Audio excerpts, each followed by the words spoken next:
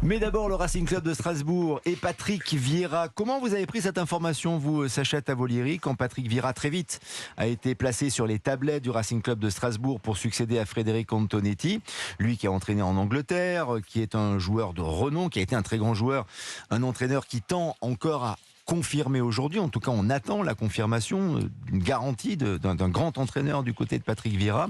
Est-ce que pour vous c'est un choix pertinent pour le Racing Club de Strasbourg qui a des ambitions européennes? Oui, je pense que c'est un choix tout à fait pertinent. Ce qui est intéressant, c'est de voir qu'à 2 reprises, sur des nouveaux projets, il décide tout simplement, avec des propriétaires qui désormais sont ou anglais ou américains, donc anglo-saxons, de porter encore son image et de la mettre en avant pour justement construire un football différent, ou en tout cas le football de Patrick Vieira.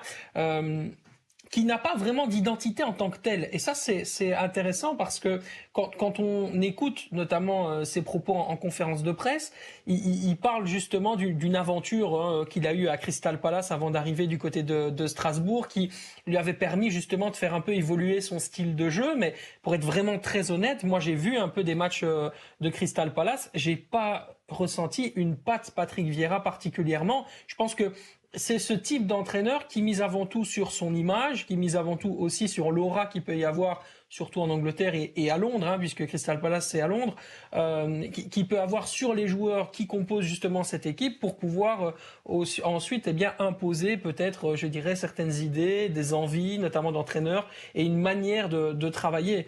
Mais lui a dit en tout cas en conférence de presse qu'il avait plus de certitude qu'à l'époque. Moi je demande quand même à voir parce que voilà, j'ai quand même encore mes petits doutes. Vous avez des doutes, vous aussi, Jérôme Papin, sur le profil de Patrick Vieira qui doit encore démontrer, faire ses preuves, on est d'accord? Alors j'ai non seulement des doutes, mais en plus j'y crois pas une seule seconde. Je ne crois pas une seule seconde. J'ai écouté la conférence de presse. J'ai relu après la retranscription qui a été faite. Je vais rejoindre Sacha là. Quand il est passé de 2018 à 2020 à Nice, il y a eu un moment donné, au tout début, où on s'est dit, tiens, Patrick Vieira, il y avait quelque chose, il avait un jeu qui était vachement porté vers l'avant. Malheureusement, il y a un moment donné, vous devez composer aussi avec votre effectif. Gérard Rouillet avait l'habitude de dire que le talent, c'est le rebond, c'est aussi la capacité de vous adapter. Bon, à Nice, la première année, ça se passe, la deuxième année, ça s'adapte pas. Là, les premiers mots qu'il a, franchement, ça ressemble plus que presque à « merci, vous m'avez envoyé une bouée parce que j'avais plus rien de toute manière, donc je suis très content ». C'est des mots très basiques, quoi. C'est une terre qui transpire le football. J'ai adoré venir ici à la Méno quand j'ai joué avec Nice. Ok, t'es venu une fois, donc ça va. Peut-être 2 en Coupe de France, j'ai plus de souvenirs. Non mais le travail de Marc Keller, il est fabuleux. Oui, ok, on sait, le club, il était à la cave, il l'a remonté. Ok, très bien. Moi, ce que je veux, c'est maintenant un jeu avec. Je veux avoir la possession du ballon. Je veux me projeter vers l'avant. Oui, d'accord, mais t'as fait l'état de l'effectif. Non, ça, je le ferai la semaine prochaine parce que je ferai des entretiens individuels. Enfin, moi, je me dis, mais attends, mais tu nous vends une espèce de rêve, un panel là d'ensemble, super beau, Disneyland, sauf que j'ai pas les tickets pour rentrer quoi pour l'instant. Donc je suis pas sûr et je suis pas certain que le tour de manège soit si beau du côté de la Méno. Et l'interrogation, Eric Huet, c'est Patrick Vieira aura-t-il les moyens de recruter comme il souhaite et de pouvoir développer le jeu qu'il préconise? Avec quel joueur? Sans doute pas avec l'effectif qui est celui du Racing Club de Strasbourg aujourd'hui. Alors grâce au nouvel actionnaire unique Blueco, donc le consortium de Blueco, consortium américain, Blueco, il devrait avoir des sous, il va en avoir. On parlait d'une enveloppe minimum de 25 millions, elle peut être portée à 50 en cas de vente d'Habib Diallo, puisqu'Habib Diallo, lui, il a un bon de sortie, ça c'est sûr et certain. Imagine 25 Avec 25, c'est ce qu'il voulait mettre sur la table. On fait pas grand-chose, je suis d'accord. Mais à l'échelle de Strasbourg, Jérôme, je pense que c'est beaucoup finalement par rapport aux années précédentes, aux saisons précédentes en tout cas. Ils ont souvent recruté malin. Regardez quand ils ont pris Ludovic Ajorc qui a explosé, il venait de Clermont, il a été remarquable sous le maillot alsacien. Ils ont su relancer Morgan Sanson qui ne jouait plus ou peu en tout cas à Aston Villa. Ils vont essayer de le garder. Je trouve qu'ils ont tout intérêt, lui qui appartient encore au Villans jusqu'en 2025, à l'acheter. Donc là, s'il y a des sous à mettre sur un joueur qui connaît bien le club, qui peut être un vrai guide, limite un capitaine, c'est bien Morgan Sanson. Ils essayent aussi de garder au mieux Habib Diarra, qui est très courtisé par Lens, qui se voit déjà à Lens. Habib Diarra, c'est un joueur très prometteur. Parmi les joueurs prometteurs, également Doucouré. Donc ça, ce sont les joueurs qui forment déjà l'essence même du Racing. Et puis, aller chercher des joueurs, peut-être des joueurs qui vont être achetés par Chelsea, puis ensuite prêtés à Strasbourg. Ça, c'est une autre histoire. Maintenant, pour revenir à Patrick Vieira, vous l'avez dit tout à l'heure, Lionel, on attend la confirmation qu'il soit un grand entraîneur. C'est exactement ça que j'attends moi aussi. Alors, Marc Keller a dit qu'il était venu pour permettre au Racing de franchir un cap, Patrick Vieira. Et Patrick Vieira a convaincu Marc Keller de par sa motivation. Et là, ça rejoint ce que disait à l'instant Jérôme. C'est quelqu'un qui forcément est très motivé puisqu'il n'avait plus d'équipe à diriger. Il arrive à Strasbourg. On dit souvent que Strasbourg est le Marseille de l'Est. Il y a un formidable public.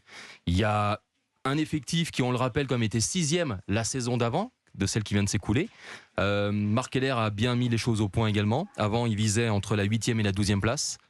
Maintenant, dans une Ligue 1 réduite désormais à 18 clubs, je pense qu'il va viser entre la 6e et la 9e. Donc, c'est finalement beaucoup de pression, je trouve en tout cas, sur les épaules de Patrick Vieira. La 6e ou la 9e, Sacha Tavolieri, franchement, je trouve pas ça très ambitieux quand le nouvel actionnaire, effectivement, même si il n'y a qu'entre 25 et 50 millions d'euros d'investissement, souhaite quand même que le club progresse véritablement, et ça s'accompagne de la réputation de l'entraîneur. Et en effet, sur la liste d'ailleurs des entraîneurs potentiels, Patrick Vieira était très vraisemblablement le plus capé. Les autres étaient un petit peu plus modestes, en tout cas beaucoup plus franco-français. Donc pour ce développement à l'international, est-ce qu'on peut dire que Strasbourg peut devenir un candidat à des places européennes? La 9e et la 6e place, moi je trouve pas ça très folichon. Oui, mais bon, faut voir aussi d'où vient le club de Strasbourg, qui a quand même souffert cette saison, qui n'a pas été de tout repos pour les supporters du Racing de Strasbourg. Donc forcément, arriver avec des ambitions telles, c'est surtout pour se dire, on fait une première année où on comprend un petit peu où veulent aller les nouveaux actionnaires. Comment est-ce qu'on va travailler avec toujours Clear Lake qui sera derrière. D'ailleurs, il ne s'en est pas caché. Marc Keller, en conférence de presse, a clairement annoncé qu'il y aurait 6 à 8 nouveaux joueurs.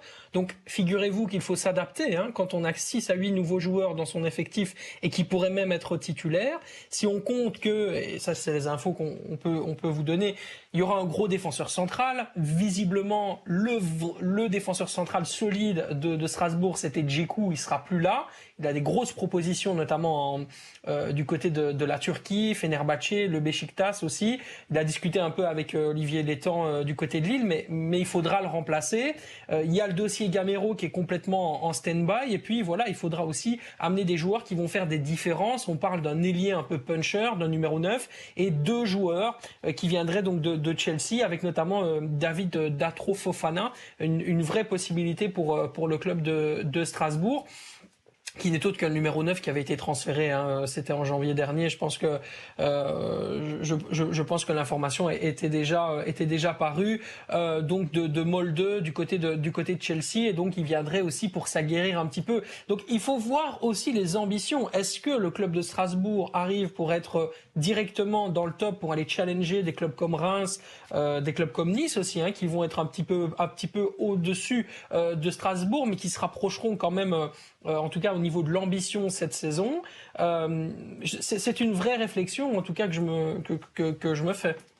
Pour une enveloppe entre 25 et 50 millions, quels sont les joueurs qui aimeraient venir à Strasbourg? Eric Huet, c'est quoi le profil du joueur de Strasbourg qui pourrait venir dans cette éventail d'investissement? Si on s'appuie sur ce qui a été fait les saisons précédentes, parce que Marc Keller reste quand même au club, on va le préciser, donc en tant que président, lui il est encore aux commandes et aux manettes. Même s'il n'est plus propriétaire. Il n'est plus propriétaire, c'est pas lui qui donc finalement décide en dernier lieu, mais je pense qu'il a quand même son mot à dire pour avoir redressé le club de fort belle manière. Il y en a du côté du Rhône qui pensaient aussi avoir Lyon, un mot à dire. C'est vrai. Mais il est encore là en tout cas, Marc Keller. Lui au moins, pour l'instant, il est encore là. Pour répondre à votre question, Lionel, ce serait de relancer des joueurs qui ne jouent plus ailleurs ou peu, comme on l'a évoqué avec Morgan Sanson, de faire Kevin Gamero par exemple aussi, qui certes est sur un âge avancé mais qui ne jouait plus beaucoup également dans son club précédent. Et puis Sacha a évoqué des joueurs justement pris par Chelsea et qui pourraient donc renforcer l'effectif de Strasbourg. On peut ajouter, Sacha, d'ailleurs, l'ailier brésilien Angelo Gabriel, qui a été vendu 15 millions d'euros à Chelsea et qui pourrait justement renforcer le Racing. Pour le reste, tout à l'heure j'ai oublié de citer Jean-Ric Bellegarde. C'est pareil, c'est important de savoir ce que va faire un garçon comme Bellegarde, parce qu'il y a quand même une belle ossature au sein de ce club. Ça a été un parcours très accidenté la saison passée, mais on rappelle donc 6e la saison d'avant. Avec les joueurs qu'on a cités, la grande partie des joueurs étaient déjà là. Donc il faut souhaiter que ces joueurs-là aient encore l'envie d'avoir envie. Joli. La passion du public, l'environnement, ça peut suffire à allumer le feu à Strasbourg, Jérôme Papin? Ça peut aider, ça peut pousser. C'est sûr qu'il y a une terre de supporters très forte du côté de Strasbourg. C'est vrai que là, pour le coup, il faut le rendre hommage à Marc Keller. Il a su raviver cette flamme. Après, si j'entends et j'écoute ce que disent Sacha, Eric, ce que je comprends également, c'est que très certainement des paris peuvent se faire sur des candidatures un petit peu à la, j'allais dire à la Umtiti, ou des joueurs qui peuvent être, j'allais dire fin de carrière en tous les cas, qui peuvent venir un peu sur une espèce de coup de cœur, de ok, on se tente un dernier pari ensemble. Je partage complètement cette avis. Là, c'est parce que le nom me vient. Bonne idée en plus. Voilà. Non, mais ce serait une très bonne idée. Et parce que Sacha parlait du défenseur central qu'il fallait remplacer. Donc, sorte comme ça un peu de taulier qui pourrait venir. Il en faut au moins 2-3. Alors après, vous faites avec l'enveloppe que vous avez. Mais c'est sûr que par rapport au calibre, il faudra aussi quand même que les Strasbourgeois, parce que le peuple strasbourgeois est très exigeant, et pas le sentiment d'être la succursale de Chelsea.